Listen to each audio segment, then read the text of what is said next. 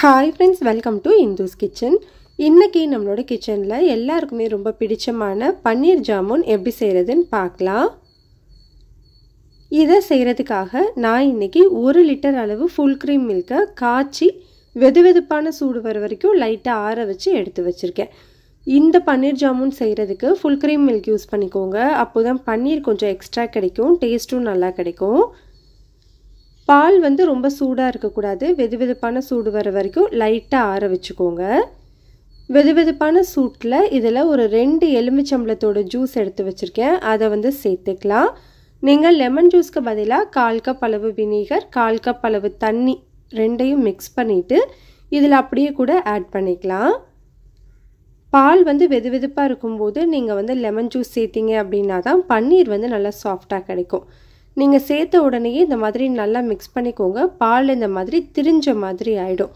Suppose உங்களுக்கு இப்படி வரல அப்படினா இன்னும் half லெமனோட ஜூஸ் சேர்த்தீங்க அப்படினா கரெக்ட்டா வந்துரும்.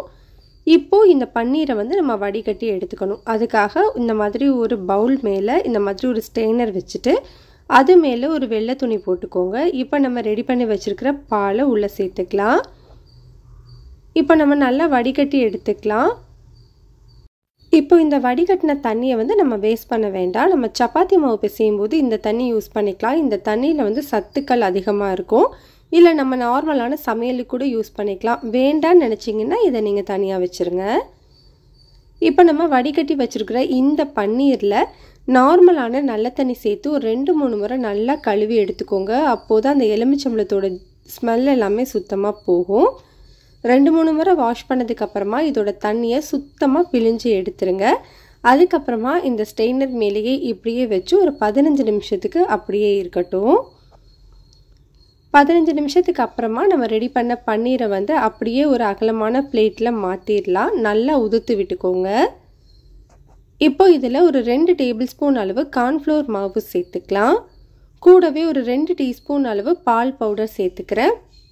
பால் பவுடர் சேர்த்து செஞ்சோன்னா டேஸ்ட் ரொம்ப நல்லாயிருக்கும். பால் பவுடர் இல்லை அப்படின்னா நீங்கள் ஸ்கிப் பண்ணிக்கலாம். இப்போ இது எல்லாத்தையுமே நல்லா ஒன்று சேர்த்து இந்த மாதிரி நல்லா அழுத்தி பிசைஞ்சு விட்டுக்கணும். உங்களோட உள்ளங்கை வச்சு இந்த மாதிரி நல்லா அழுத்தி பிசைஞ்சு விட்டுக்கோங்க. அப்போதான் நம்மளுக்கு பன்னீர் வந்து நல்லா சாஃப்டாக வரும். எந்த அளவுக்கு மாவு சாஃப்டாக இருக்கோ அந்த அளவுக்கு ஜாமுன்ஸும் நல்லா சாஃப்டாக கிடைக்கும். மாவை பிசைஞ்சிட்டு இருக்கும்போதே இது கூட ஒரு 3லேருந்து 4 ட்ராப்ஸ் அளவு பிங்க் ஃபுட் கலர் சேர்த்துக்கிறேன். இது வந்து ஆப்ஷனல் தான். உங்களுக்கு விருப்பம் இருந்தால் சேர்த்துக்கோங்க, இல்லைன்னா ஸ்கிப் பண்ணிக்கலாம். நல்லா ஒரு 10 நிமிஷத்துக்கு நல்லா அழுத்தி பிசைஞ்சு எடுத்துகிட்டு வந்திருக்கேன். பாருங்கள், மாவு இந்த அளவுக்கு நல்லா சாஃப்டாக இருக்கணும். இப்போ நம்ம ஜாமுன்ஸ் எல்லாம் உருட்ட ஆரம்பிச்சிடலாம். அதுக்காக கொஞ்சமாக அந்த மாதிரி மாவு எடுத்து உங்களோட உள்ளங்கைக்கு நடுவில் வச்சு நல்லா அந்த மாதிரி உருட்டிக்கோங்க. நம்ம பால் கொழுக்கட்டைக்கெல்லாம் உருட்டுவோம் இல்லையா, அதே மாதிரி உருட்டிட்டு இந்த மாதிரி தேய்ச்சி விட்டீங்க அப்படின்னா நம்மளுக்கு பர்ஃபெக்டான பன்னீர் ஜாமுன் ஷேப் கிடைக்கும். இதே மாதிரி எல்லாத்தையுமே செஞ்சு எடுத்துக்கலாம். அடுத்தது நம்ம சுகர் சிரப் ரெடி பண்ணிக்கணும். அதுக்காக ஒரு கடாயில் மெஷரிங் கப்பில் 1/2 கப் அளவு சர்க்கரையை மெஷர் பண்ணி எடுத்து வச்சுருக்கேன். அதை சேர்த்துக்கலாம். இது கிட்டத்தட்ட 300 கிராம் அளவு இருக்கும். இப்போ 1/2 கப் அளவு சர்க்கரைக்கு 3 கப் அளவு தண்ணி அதையும் மெஷர் பண்ணி எடுத்து வச்சுருக்கேன். அதையும் சேர்த்துட்டு இதை நல்லா கலந்து விட்டுக்கோங்க. இது ஒரு கொதி வந்தால் மட்டுமே போதும். இதுக்கு பாகுபதம்லாம் எதுவும் கிடையாது. இப்போ பாருங்கள், நம்மளுக்கு சர்க்கரை தண்ணி வந்து நல்லா கொதிச்சு வந்துருச்சு. இந்த டைமில் ஸ்டவ்வை வந்து லோ ஹீட்டில் வச்சுட்டு நம்ம ரெடி பண்ணி வச்சுருக்கிற பன்னீர் ஜாமுன்ஸ் எல்லாத்தையும் சேர்த்துக்கலாம். சேர்த்துட்டு இதை ஒரு மூடி போட்டு ஸ்டவ்வை மீடியம் ஹீட்டில் வச்சுட்டு ஒரு 10 நிமிஷத்துக்கு வேக வச்சுக்கோங்க. 10 நிமிஷத்துக்கு அப்புறமா ஓப்பன் பண்ணிவிட்டு இதை லைட்டாக ரொம்ப ஜென்டிலாக இந்த மாதிரி கலந்து கொடுங்க. ரொம்ப அழுத்திடாமல் நடுவில் மட்டும் ஒரு கரண்டி வச்சு சுற்றி விட்டீங்க அப்படின்னா ஈவனாக ரொட்டேட் ஆகும்.